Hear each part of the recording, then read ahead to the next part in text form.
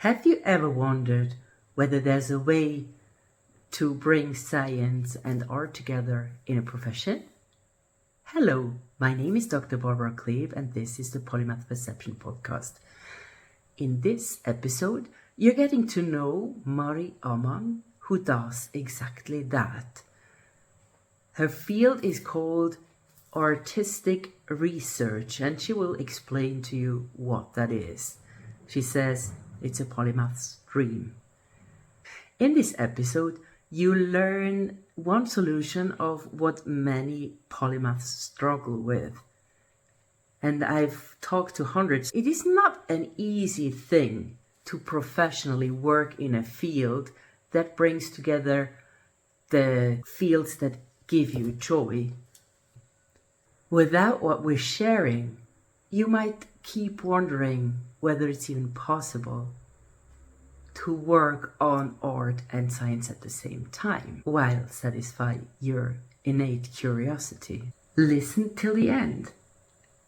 Then you hear Mari Amman's special experiment on transmitting thoughts and good wishes via knitted goods.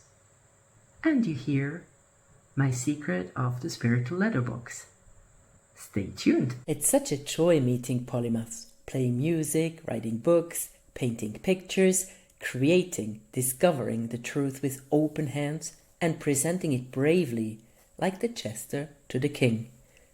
In dark cellars of IT, polymaths relate and create, discover dimensions that have never been seen, innovate, invent, taking multiple perspectives. The visionaries for a better world relate what they found now to what they've experienced, responsively related to the nature around and within. Once the curiosity of a polymath gets sparked, it's the beginning of a deep journey. They have lived many lives within one lifetime, and they share their insights generously. It's so wonderful to be interviewing polymaths.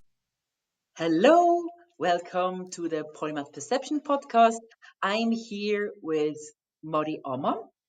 Mari, can you See, tell people what you did in your life? the short story is that I was born in Dixon, Illinois, in the Midwest, which happens to be near something called the Agonic Line, which is imaginary, but it has to do with the magnetism of the Earth and how we track the North Poles. So I grew up surrounded by fields, so agriculture, nuclear power plant, and I dove into art and philosophy very young. Of course, it's not a place where art is something that's people do or is allowed to do. You have to go to a city, you have to all these things. So I knew that I would have to leave my beloved nature.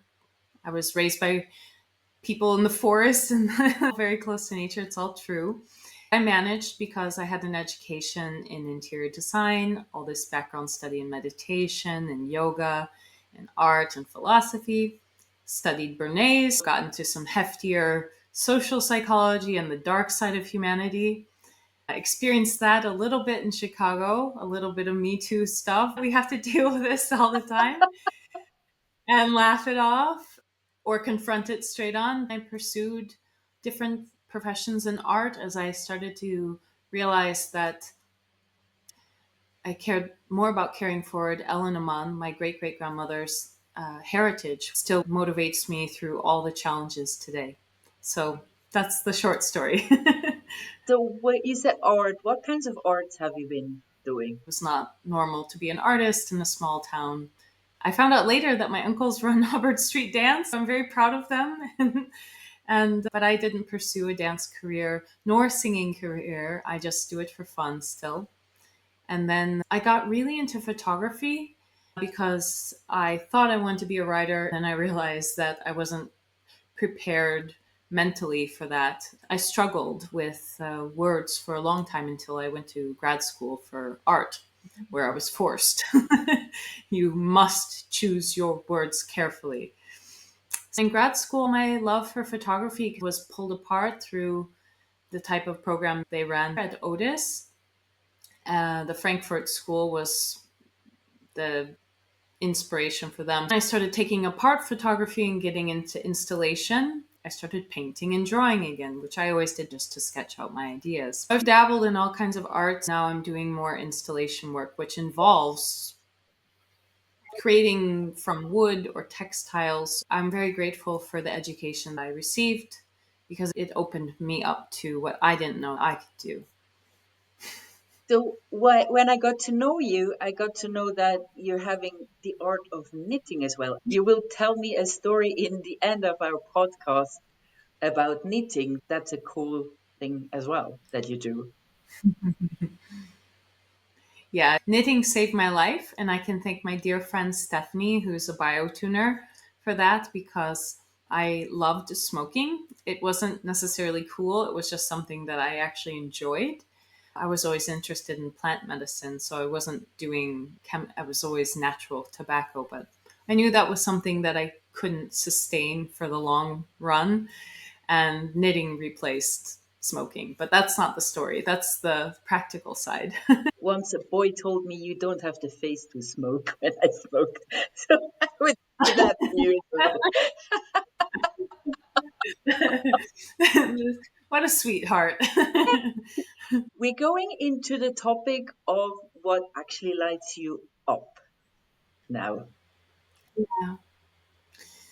Yeah, that's a good subject because I think all my ambitions with art actually led me sort of down a darker path than advertising did.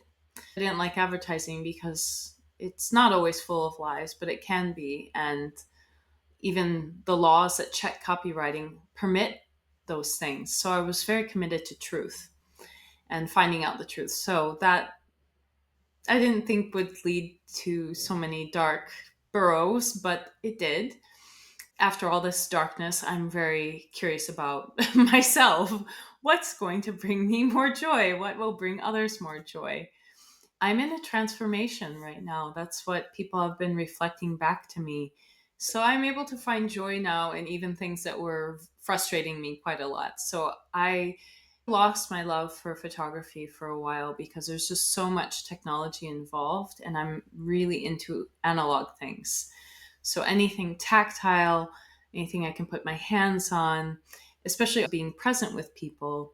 So I'm glad we're finally using video because it's been available for a while, but people had to get used to it. Anything that allows me to work with space, color, and texture conceptually really lights me up. So that is starting to manifest new project ideas to do with artistic research. So that will allow me to be a little bit less on the mental and computational side and bring all of that labor these scientists are doing through an experience-based art installation. So that lights me up because that means the labor is shared and I don't have to do it all alone in my studio. Cool. I have to say, your photos change something in me when I look at them. They touch my soul deeply. I feel Oh, like I'm really in the landscape. They're deeply touching. oh, that's really relief to hear because I think that's the insecurity that I still have around photography, even after a couple decades. I'm never sure until I hear someone's experience of it because photography feels so personal for me. I know I'm an agent of bringing forth whatever vision that flows through my body, which has always been kind of confusing for people because they think of photography as an eye. We see it with our eyes, but your question goes straight into how vision is a sacred act. Looking is sacred. Yeah, nature, actually. What's We're that? in sacred nature, or at least when I'm Yeah. looking at your photo, that's the impression I have. You're kind of in sacred nature and you're relating to the sacred in nature. That has an effect on me when I'm looking at your picture.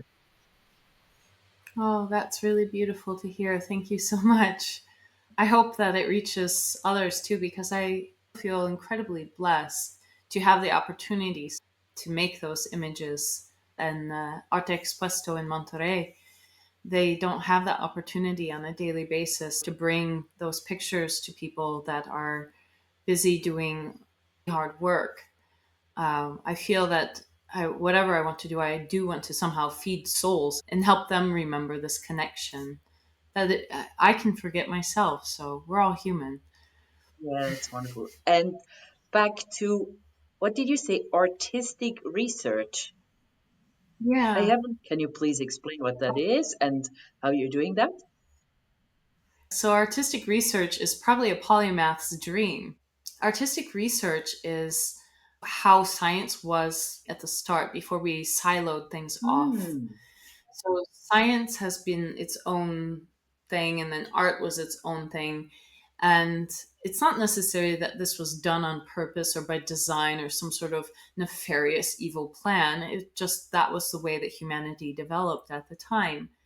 And now we're in this sort of reconfiguration of things and remerging of things. Artistic research was introduced to me by a professor in grad school, and I said the same thing. What is it? For me to give you a concise answer is a bit difficult because I'm still learning. For the last 10 years, what I do is start with a question, and sometimes the question changes as I find out more information, making creations based on the facts instead of pure imagination or a pure concept, which I don't believe really exists because we're always influenced. It is checking ideas against the facts that huge teams of people all over the world are doing, so that whatever is being created is rooted in a necessary checks and balances discourse. Can you explain it? So It sounds a bit too complex for me to grasp at this moment without any example. Can you explain it a bit more? there's something called Metamorph Biennale in Trondheim, and that's a really good artistic research example. And there's others, and they're usually in conferences or academic settings. My goal is to bring more artistic research to the public. What it would be is to have a public forum, kind of old school Greek style, where there's a presentation of knowledge and then the conversation with an audience. So it's open. So the art installations or the art programming, it's usually still in a gallery setting, but there's a more open, fluid invitation and discourse amongst professionals and the public. So Metamorph Biennale had, for example, Eben Kirksey, who wrote a book about human genome research. That's a more concrete example. He himself isn't really making art around it, but there are artists that are speaking to that conversation with projects using metaphors to get people thinking about the questions the scientists are, because it is complex and dense material. The job of the artist is to make it fun and make it playful and get people curious. And so I would just invite anyone to, there's probably an event that they don't know, but if they just start looking for artistic research events or seminars or lectures, the university has doors open, but people usually feel intimidated. I would just You've made art with X-rays or anatomical preparations, I remember. I'm working with the team here at the University of Oslo here, and they're doing research on cancer cells movement and connectivity. And so I would like their research to reach a broader audience because they're doing an innovative approach that even their colleagues around the world think is crazy. That's what I like about the artistic research field and the scientists. We're all pushing a frontier to discover. What are you doing with the cancer cell as an artist? So right now they're doing all the hard work. I can't take credit for much of anything except writing proposals and starting to pre-conceptualize how I will create video or work with a video artist to develop an installation. So I'm in sort of coordination and planning zone with curator and other artists as well, because I think that that's really fun to collaborate also with different people with different skills again. They are making research on cancer cells and Yeah. making videos so that people can understand this research. Right. Yeah, because medical imaging is just brilliant. I love medical imaging and the technology that's advancing around it. We went from rough stuff to now this really advanced imaging that can give us insight, literally insight to what's going on and connect it to the feeling. That's the thing that I'm really excited about. I've been very experimental conceptually and with intuition, maybe to a dangerous level with myself. I don't recommend what I've done to anybody, but the scientists have our pictures and videos already from studying the cells. So it's super fascinating, and getting different people's eyes on it, I think, can also help their research because they're so focused, and we all know what tunnel vision can do. That's so interesting. Thank you so much for opening this field for us. It's my pleasure. I mean, I couldn't have done it without you. I mean, the permission to explore also different fields. I mean, that was really what I feel polymath is all about, is trusting each other again. It's really beautiful what you've been doing. Thank you so much. I'm happy I didn't know that I was involved in creating. Oh, huge, huge. I'm always telling everybody about Dr. Kleeb, and they're like, when do I get to meet this woman? I said, well, yeah, we'll see. It should be coming soon. We'll organize some events. That's so great. I'm so happy about it. I think I've created stuff that I didn't know that I created or influenced I life think journeys so. that I You didn't you know how they would change. That's wonderful. So now you found how Mari Amman could relate her fields that light her up, which is arts, science, and the sacred, in doing artistic research. It's not an easy thing to find out what really lights you up for many polymaths I have experienced, and I was always happy to help them as private clients. If you're interested to know what fields light you up and relate them, book a slot on my Calendly and we can go into that. Go to the show notes, click the link and book a slot. And then I will see you for half an hour. With this, I can help you to zoom in the zone where you're in the zone. If you don't book this slot and you haven't found it out, then it can take you years of exploring, which might also be interesting or painful. Or you might just work in a field where you cannot execute all that you're capable of. And then I've seen that in my own life. It's kind of a drag. So click the link below, book a slot on my calendar, and I see you soon. Now, here is the story that I promised before, how Mari Amman could knit stories. During the lockdowns in 2020, I had decided to do an experiment with knitting because it's something I always did. And there's great yarn here in Norway. And I thought, I will see if intuition and intention is real because I like doing experiments. And so when I was knitting orders of scarves for people or hats, I would think something very clearly and intentionally as I was making it, very focused, passively or even just nothing else around.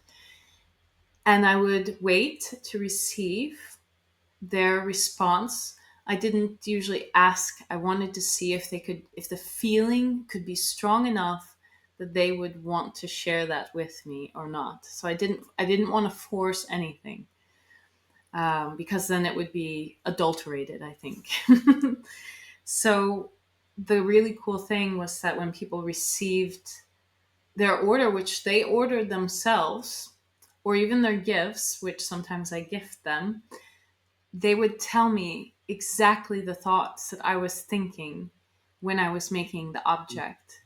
So this was sort of an anthropomorphic experimentation to see if objects or materials can record memories. It was an old belief I get the sense that you know more about. This is a new area for me, really.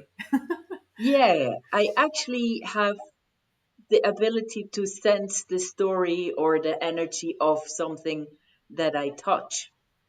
It's kind of always been there. Or if a person would give me the hand, they wouldn't have to lie to me. I would realize that. So that there's Yeah, information in the things that we touch. And yeah, for me, but that's my explanation, that it's kind of going through this channel. But I love your experiment, yeah, and it's touching to see that you made people perceive this story who didn't work with this ability. They just received your gift like a prayer or a gift. Wonderful. yeah. It was really a prayer, and I love what you just said too, because I wondered if people could remember that this is a skill that we have, and we can forget it. But if we could remember it and develop it, that's something that I would like to overcome my fears with as well, because we could make our lives easier, perhaps. Perhaps. Wonderful. I actually have this vision of a spiritual letterbox. Oh, I love that. Okay, Say more, so the please. spiritual letterbox is when you wish something good to somebody, it goes Yeah. into the spiritual letterbox and it stays there Ooh. until the person is ready to receive. It can be immediate or later. And you can do that for somebody, and it's Oh, really touching the heart. oh, well, that's really beautiful, because I worry so much sometimes, and I do send these wishes to people, and whether they believe me or not is another thing. But I genuinely send them, and I always hope that it works someday. But I love that Yeah, spiritual letterbox. the people have to, of course, be ready to receive. If they're not ready to Yeah. receive, then they don't Mm. receive. So maybe you say that you put something into their spiritual letterbox, and then you can find whether they feel it. Oh, that feels so. I don't know how to describe with words. It's very beautiful. Thank you very Thank you as much. well. Thank you so much. This was a brilliant conversation. I loved it. I always love speaking with you. You ask the best questions, and that's really what I think is at the heart of good research.